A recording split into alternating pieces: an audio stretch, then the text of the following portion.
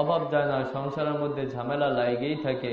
জিজ্ঞেস করা হলে ভাই মাসে ইনকাম কত, বলে এই তো মাসে 2 লক্ষ টাকার মতো ইনকাম হয়। আল্লাহর শান যেমন আল্লাহ পাকের হাসিটাও তেমন, আল্লাহ পাকের শান যেমন আল্লাহ পাকের তাকানোটাও তেমন। আমার শায়েখ ঢালকানগরের হযরতওয়ালা কসম করে বলেন যে ভাই মজলিসের চতুর্দিকে এখন হাজারো ফেরেশতা, লাখো ফেরেশতা একদম আসমান পর্যন্ত পৌঁছে গেছে। এত দামি মজলিস। তো আল্লাহর বড় দয়া যে আল্লাহ পাক আমাদেরকে এরকম এক দামি মজলিসে বসার তৌফিক দান করছেন। এজন্য ভাই সকলেই দিলের থেকে ওই মহান রবের শুকরিয়া আদায় করে বলি আলহামদুলিল্লাহ। আমার ভাইয়েরা, হাদিসে পাকে হযরত রাসূল পাক সাল্লাল্লাহু আলাইহি ওয়াসাল্লাম বলেন যে হুব্বুদ দুনিয়া রাসু কুল্লি খাতিয়া, দুনিয়ার মহব্বত হচ্ছে সমস্ত গুনাহের মূল। আল্লাহ ওয়ালারা কখনো দুনিয়াকে মহব্বত করতেন না, এরা আল্লাহকে মহব্বত করতেন। আল্লাহর ওলিরা সম্পদকে ভালোবাসতেন না, এরা আল্লাহকে ভালোবাসতেন। আল্লাহ ওয়ালারা ক্ষমতাকে পছন্দ করতেন না, এরা আল্লাহকে পছন্দ করতেন। আল্লাহ ওয়ালারা অপরের বড় বাড়ি দেখে আফসোস করতেন না, অন্যের দামি গাড়ি দেখে আফসোস করতেন না, বরং এরা শুকরিয়া আদায় করতেন। আলহামদুলিল্লাহ, আল্লাহ আপনি আমাদেরকে এমন পরীক্ষার মধ্যে ফেলেন নাই, এমন পরীক্ষার মধ্যে ফেলেন নাই। আর আরেকটা জিনিস হচ্ছে অভাব যায় না, কামাই তো অনেক, অভাব যায় না। আমাদের নিকটিত আসে হুজুর দোয়া করেন, অভাব যায় না, সংসারের মধ্যে ঝামেলা লাগেই থাকে। জিজ্ঞেস করা হলে ভাই মাসে ইনকাম কত, বলে এই তো মাসে 2 লক্ষ টাকার মতো ইনকাম হয়। 2 লক্ষ টাকা ইনকাম তাও হয় না, বলে হুজুর জিনিসপত্রের যে দাম, এর মানে কি? এর মানে কি? আমরা রিজিক মনে করি অনেকটাকে, বেশিটাকে। বেশিটা রিজিক না, অনেকটা রিজিক না। একটা মানুষের চাহিদা মিটানোর জন্য যতটুকু প্রয়োজন ওইটা হচ্ছে রিজিক, ওইটা রিজিক।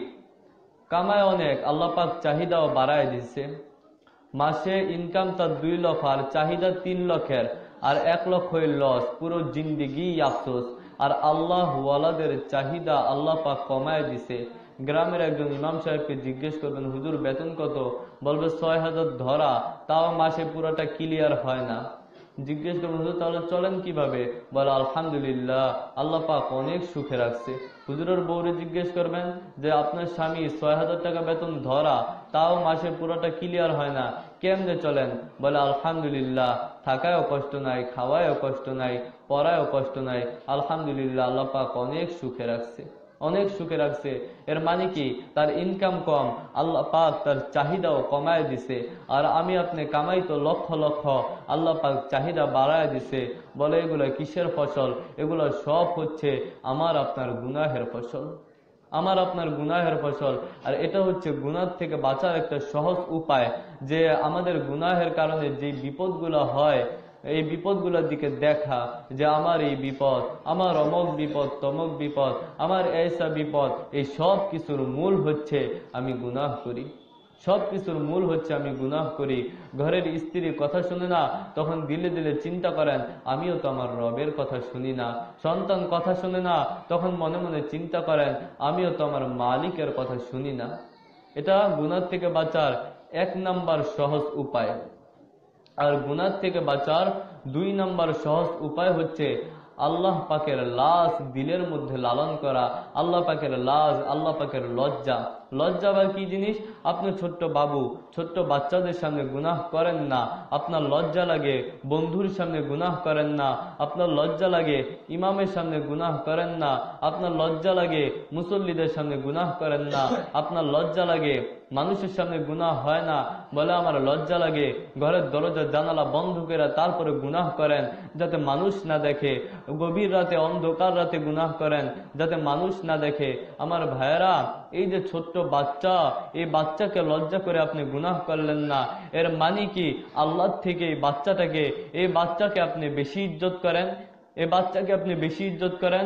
আমার ভাই, এই ঘরের দরজা বন্ধ করে আপনি গুনাহ করেন মাখলুকের ভয়ে নিজেকে আড়াল করেন, অথচ ভুলে যাইবেন না যে খালিকের দরজা খোলা। আল্লাহর দরজা খোলা, মাকলুকের ভয়ে ঘরের দরজা বন্ধ করে গুনাহ করেন, অথচ আল্লাহর দরজা খোলা।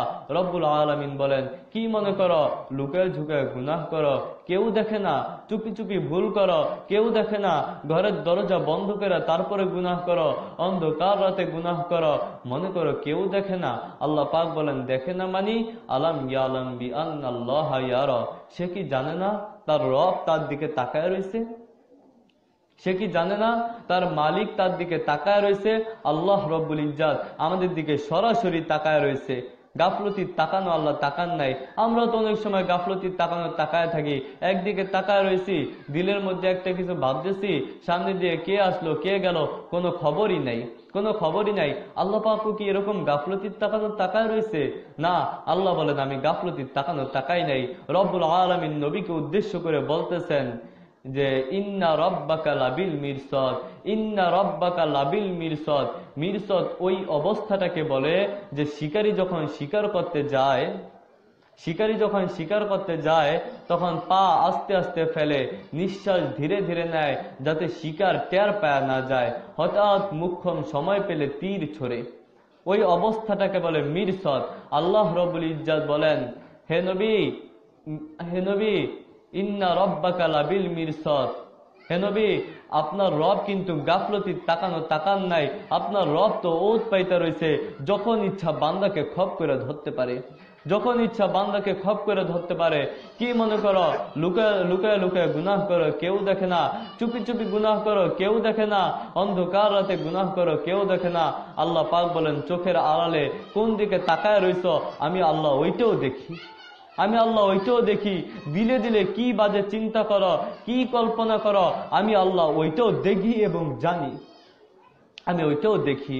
মনে করো দিলের ভিতরটা ভিতরেই থাকবে না। কোরআনের আরেক জায়গায় আল্লাহ পাক বলতেছেন, অহুসিলা মাফিস সুদূর, অহুসিলা মাফিস সুদূর, ভিতরে যা কিছু আছে সব মালিকের সামনে জমা হবে, ভিতরে যা কিছু আছে সব মালিকের সামনে জমা হবে। আমার ভাইরা, ভিতরেরটা ভিতরেই থাকবে না। লুকায় লুকায় গুনাহ করো, কি মনে করো তুমি একা, তোমার সাথে কেউ নাই, এজন্য গুনাহ করো, তাই না? আল্লাহ পাক বলেন, অহুয়া মাকুম আইনা মা কুমতুম, অহুয়া মাকুম আইনা মা কুমতুম। বান্দা তুমি একা না, তুমি যেখানেই যাও আমি রব তোমার সাথেই আছি, তুমি যেখানেই যাও আমি আল্লাহ তোমার সাথেই আছি। বন্ধু যাও এমন জায়গায় যা গুনাহ করো, আমি রায়হান অনুমোদন দিয়া দিলাম। এমন জায়গায় যা গুনাহ করো যেখানে তোমার বিশ্বাস যে আমাকে দুনিয়ার কেউ না দেখলে আল্লাহ তাআলাও দেখেন না, এমন জায়গায় যা গুনাহ করো। আমার ভাই, আল্লাহ পাকের লাশ তো রাখো, আল্লাহ পাকের লাশ তো রাখো। ছোট্ট বাচ্চাদের সামনে গুনাহ করো না, এদের ভয়ে গুনাহ করো না। এই বাচ্চা তোমাকে কি দিছে?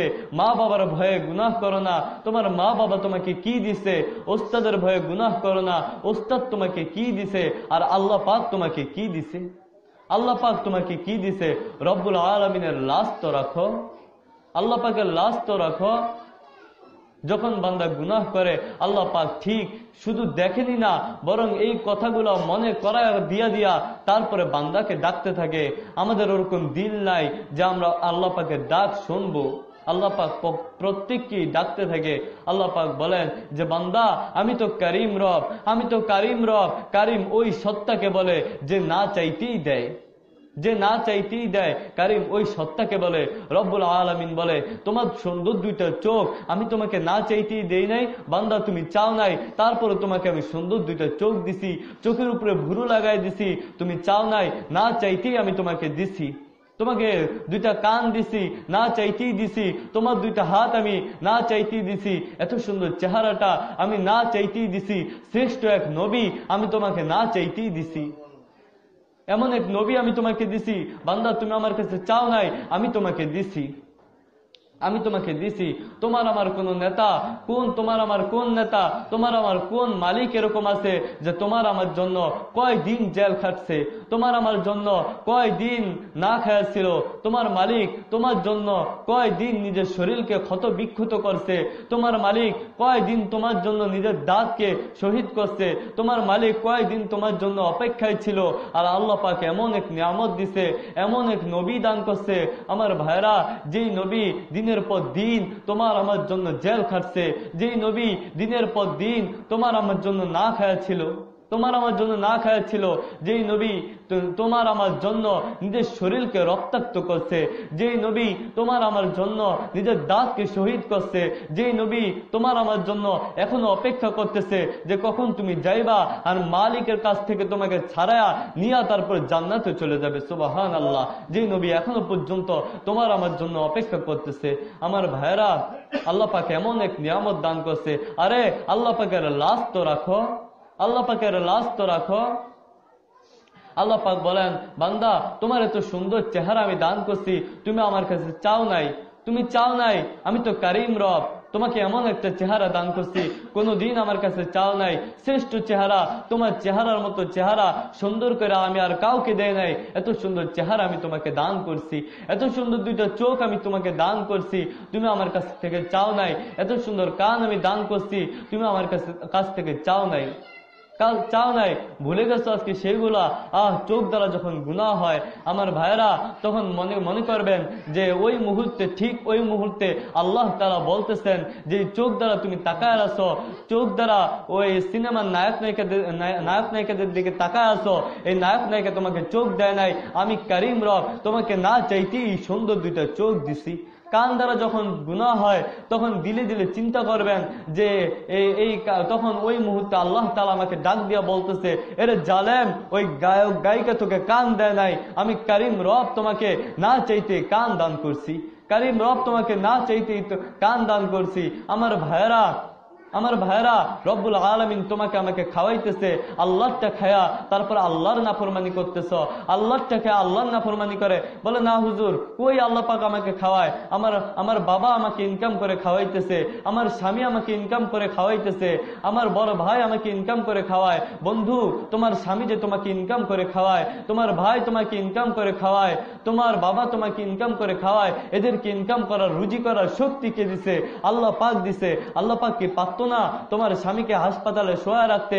আল্লাহ পাক কি পারতো না তোমার বাবাকে অসুস্থ করে ঘরের মধ্যে শোয়া রাখতে? আল্লাহ পাক কি পারতো না এগুলা? অবশ্যই পারতো। রব্বুল আলামিন বলেন, তোমার বাবা তোমাকে ইনকাম করে খাওয়ায় না, এদেরকে ইনকাম করার, রুজি করার শক্তি আমি রব দিছি, আমি আল্লাহ দিছি।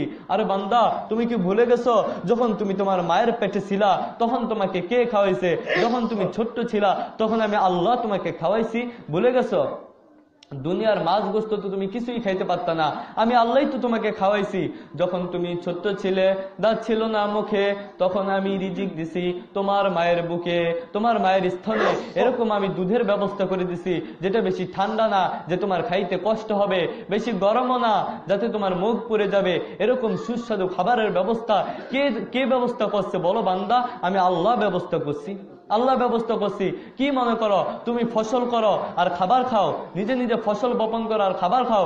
রব্বুল আলামিন বলেন, না না, তোমাকে মাটির মধ্যে বীজ বপন করার ক্ষমতা আমি আল্লাহ দিছি, ওই ফসলে পানি দেওয়ার ক্ষমতা আমি আল্লাহ দিছি।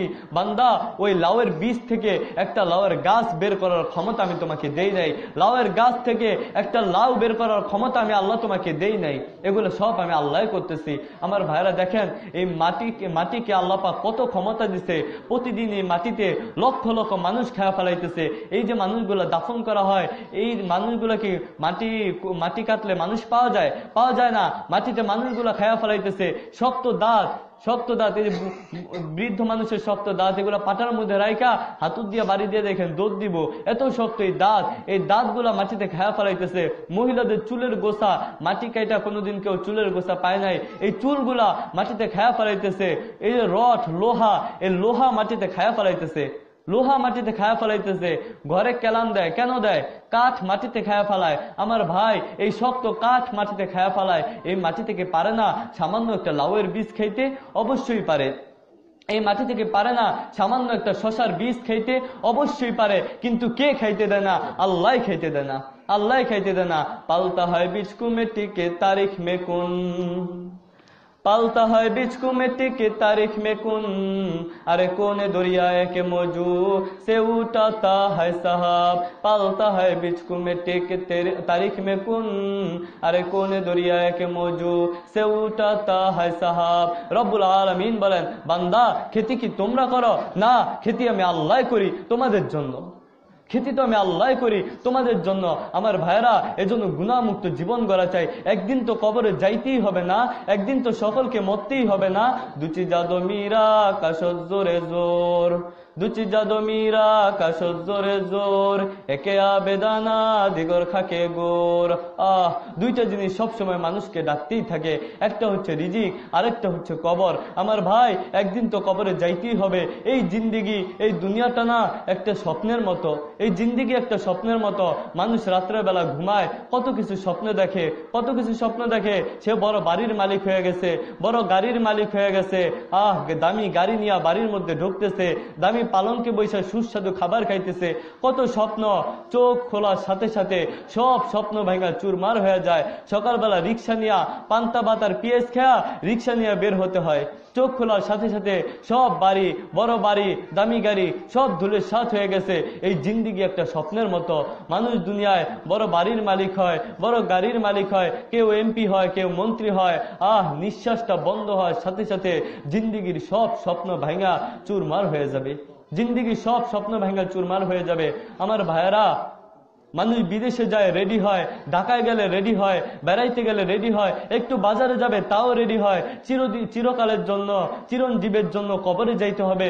বন্ধু, একবার কি একটু রেডি হওয়ার দরকার না? অবশ্যই রেডি হওয়ার দরকার। সব কিছু তো রেডি হয়ে গেল, জিন্দিগির বিকাল হয়ে গেছে।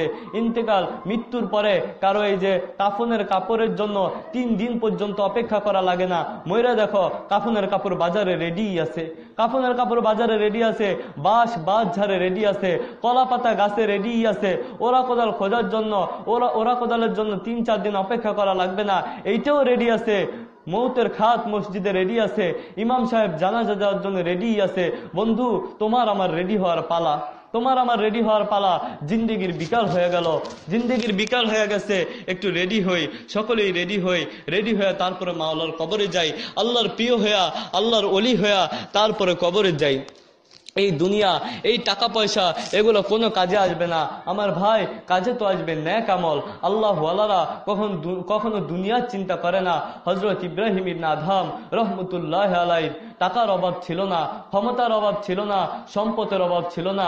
লেকিন ইব্রাহিম ইবনে আদহাম বলতেন, আমার টাকা ভালো লাগে না, আমার কেবল আল্লাহকেই ভালো লাগে। আমার ক্ষমতা ভালো লাগে না, আমার আল্লাহকে ভালো লাগে। আমার এই দুনিয়ার কোনো সুখ আনন্দ এগুলো ভালো লাগে না, আমার আল্লাহকেই ভালো লাগে। রব্বুল আলামিনের মহব্বতে হযরত ইব্রাহিম ইবনে আদহাম রহমতুল্লাহ আলাইহি 40 বছর নিশাপুরের জঙ্গলে কাটায় দিছে শুধু আল্লাহর ইবাদত করার জন্য। আমার ভাইয়েরা, আরেকটা জিনিস হচ্ছে, আমি অনেকবারই বলছি যে ফেরাউনের টাকার অভাব ছিল না, ক্ষমতার অভাব ছিল না, সম্পদের অভাব ছিল না। এই ফেরাউনের টাকা, ক্ষমতা, সম্পদ এগুলো তো ফেরাউনকে আল্লাহওয়ালা বানাইতে পারে নাই। বরং আমার ভাইয়েরা, এই ফেরাউন টাকা পায়া, ক্ষমতা পায়া, সম্পদ পায়া বলছে, আনা রব্বুকুমুল আলা, আমি সবচেয়ে বড় খোদা, আমি সবচেয়ে বড় খোদা। শেষ পর্যন্ত নীল নদের মধ্যে ডুইবা মরছে। নমরুদের তো টাকার অভাব ছিল না, ক্ষমতার অভাব ছিল না, সম্পদের অভাব ছিল না। নমরুদ টাকা পায়া, ক্ষমতা পায়া, সম্পদ পায়া বলছে, আনা রব্বুকুমুল আলা, আমি সবচেয়ে বড় খোদা। শেষ পর্যন্ত জুতার বাড়ি খেয়ে দুনিয়ার জমিন থেকে গেছে। সাদ্দাতের টাকার অভাব ছিল না, ক্ষমতার অভাব ছিল না, সম্পদের অভাব ছিল না। সাদ্দাত টাকা পায়া, ক্ষমতা পায়া, সম্পদ পায়া আল্লাহর সাথে টক্কর দিছে, বলছে আমি আসমানের মালিকের জান্নাতে যাব না। সাদ্দাত নিজের জান্নাত নিজেই তৈরি করছে। যখন জান্নাতের মধ্যে ঢুকবে তো মালাকুল মউত আজরাইল এসে উপস্থিত হয়ে গেছে। আমার ভাই, এই টাকা, ক্ষমতা, সম্পদ কাউকে কামিয়াবি করতে পারে না। রাসূল বলছেন, হুব্বুদ দুনিয়া রাসু কুল্লি খতিয়া, দুনিয়ার মহব্বতটা না সমস্ত গুনাহের মূল, সমস্ত গুনাহের মূল। রব্বুল আলামিন আমাদেরকে দুনিয়ার মহব্বত থেকে হেফাজত করেন। আল্লাহর ওলি, আল্লাহর দেওয়ানা হইয়া তারপরে কবর নামক মাটির ঘরে শোয়ার তৌফিক দান করেন। বলেন আমিন। ওয়া আখিরি দাওয়ানা আলহামদুলিল্লাহি রাব্বিল আলামিন। আল্লাহ তাআলার শান যেমন, আল্লাহ পাকের হাসিটাও তেমন। আল্লাহ পাকের শান যেমন, আল্লাহ পাকের তাকানোটাও তেমন। আমার শায়েখ ঢালকানগরের হযরত আল্লাহ কসম করে বলেন যে ভাই, মজলিসের চতুর্দিকে এখন হাজারো ফেরেশতা, লাখো ফেরেশতা একদম আসমান পর্যন্ত পৌঁছে গেছে। এত দামি মজলিস। তো আল্লাহর বড় দয়া যে আল্লাহ পাক আমাদেরকে এরকম এক দামি মজলিসে বসার তৌফিক দান করছেন। এজন্য ভাই, সকলেই দিলের থেকে ওই মহান রবের শুকরিয়া আদায় করে বলি আলহামদুলিল্লাহ। আমার ভাইয়েরা, হাদিসে পাকে হযরত রাসূল পাক সাল্লাল্লাহু আলাইহি ওয়াসাল্লাম বলেন যে হুব্বুদ দুনিয়া রাসু কুল্লি খাতিয়া, দুনিয়ার মহব্বত হচ্ছে সমস্ত গুনাহের মূল। আল্লাহ ওয়ালারা কখনো দুনিয়াকে মহব্বত করতেন না, এরা আল্লাহকে মহব্বত করতেন। আল্লাহর ওলিরা সম্পদকে ভালোবাসতেন না, এরা আল্লাহকে ভালোবাসতেন। আল্লাহ ওয়ালারা ক্ষমতাকে পছন্দ করতেন না, এরা আল্লাহকে পছন্দ করতেন। আল্লাহ ওয়ালারা অপরের বড় বাড়ি দেখে আফসোস করতেন না, অন্যের দামি গাড়ি দেখে আফসোস করতেন না, বরং এরা শুকরিয়া আদায় করতেন। আলহামদুলিল্লাহ, আল্লাহ আপনি আমাদেরকে এমন পরীক্ষার মধ্যে ফেলেন নাই, এমন পরীক্ষার মধ্যে ফেলেন নাই। আর আরেকটা জিনিস হচ্ছে অভাব যায় না, কামাই তো অনেক, অভাব যায় না। আমাদের নিকটিত আসে, হুজুর দোয়া করেন, অভাব যায় না, সংসারের মধ্যে ঝামেলা লাগেই থাকে। জিজ্ঞেস করা হলে ভাই মাসে ইনকাম কত, বলে এই তো মাসে 2 লক্ষ টাকার মতো ইনকাম হয়। 2 লক্ষ টাকা ইনকাম তাও হয় না, বলে হুজুর জিনিসপত্রের যে দাম, এর মানে কি? এর মানে কি? আমরা রিজিক মনে করি অনেকটাকে, বেশিটাকে। বেশিটা রিজিক না, অনেকটা রিজিক না। একটা মানুষের চাহিদা মিটানোর জন্য যতটুকু প্রয়োজন ওইটা হচ্ছে রিজিক, ওইটা রিজিক। কামায় অনেক, আল্লাহ পাক চাহিদাও বাড়ায় দিচ্ছে। মাসে ইনকাম তার 2 লক্ষ আর চাহিদা 3 লক্ষের, আর 1 লক্ষ লস, পুরো জিন্দিগি আফসোস। আর আল্লাহ ওয়ালাদের চাহিদা আল্লাহ পাক কমায় দিছে। গ্রামের একজন ইমাম সাহেবকে জিজ্ঞেস করবেন, হুজুর বেতন কত? বলবে 6000 ধরা, তাও মাসে পুরোটা ক্লিয়ার হয় না।